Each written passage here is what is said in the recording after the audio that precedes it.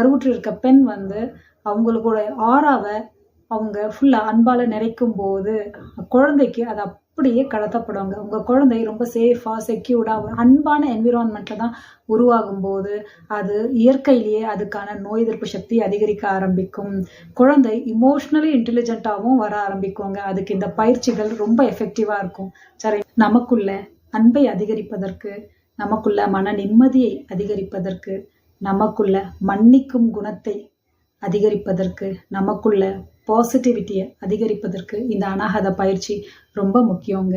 அநாகத சக்கரத்தோட பீஜ மந்திரம் பார்த்தீங்கன்னா YAM.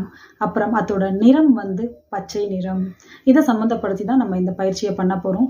இந்த நிறத்தை சம்மந்தப்படுத்தாமலும், இந்த பீஜ மந்திரத்தை சொல்லாமலும் நீங்க இந்த பயிற்சியை செய்யலாம். எப்போ வேணாலும் உங்களுக்கு கிடைச்ச நேரத்துல எப்போ வேணாலும் நீங்க இதை செய்யலாம். வீடு, வேலை எல்லா இடத்துலையும் செய்யலாம். நிதானமா உட்காந்துக்கோங்க.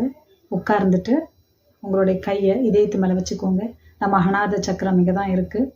கண்ணை மூடி, நம்ம அநாகத சக்கரம் இந்த காற்று தத்துவத்தோட தொடர்புடையது. எவ்வளோ அழகாக பஞ்சபூதமோ நம்ம சக்கரங்களும் இணைஞ்சிருக்கு பாருங்களேன்.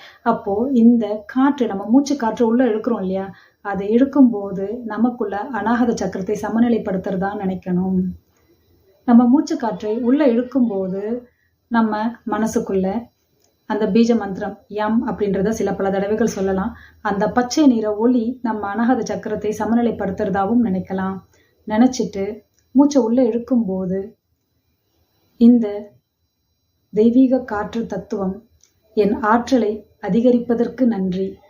மூச்சை வெளியே விடும்போது எனக்குள்ள இருக்க தேவையற்ற உணர்வுகளை வெளியேற்றுவதற்கு நன்றி.